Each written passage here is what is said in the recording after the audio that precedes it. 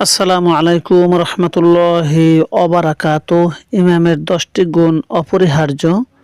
ফকি আবুল লাইস সমরকন্দি রহমতুল্লাহ আলাই বলেন, ইমাম ও তার মুক্তাদিদের নামাজ পরিপূর্ণ হওয়ার জন্য ইমামকে 10টি গুণ অর্জন করতে হবে। 1. কোরআনের বিশুদ্ধ তেলাওয়াত জানতে হবে। 2. ধীরে বিশুদ্ধভাবে তাকবীর দিবে। 3. রুকু ও সিজদাকে পরিপূর্ণভাবে আদায় করবে। 4. নিজেকে হারাম ও সন্দেহমূলক কাজ থেকে দূরে থাকবে। 5. শরীর ও কাপড়কে নাপাকি থেকে হেফাজত করবে। 6. মুক্তাদিদের সন্তুষ্টি ছাড়া কিরাআত দীর্ঘ করবে না।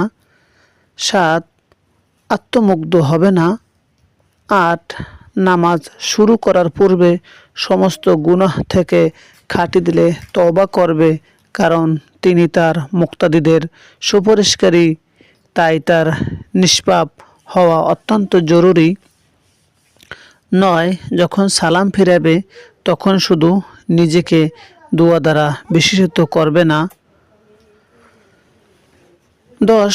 মসজিদে অপরিচিত কেউ এলে তার খোঁজ খবর নেবে। মহান আল্লাহ তাআলা আমাদের সঠিক বুঝ দান করুন। আল্লাহ ও রাসূলের প্রতি তৌফিক দান করুন। খাঁটি ইবাদত করার তৌফিক দান করুন। আমিন। আসসালামু আলাইকুম ওয়া রাহমাতুল্লাহ।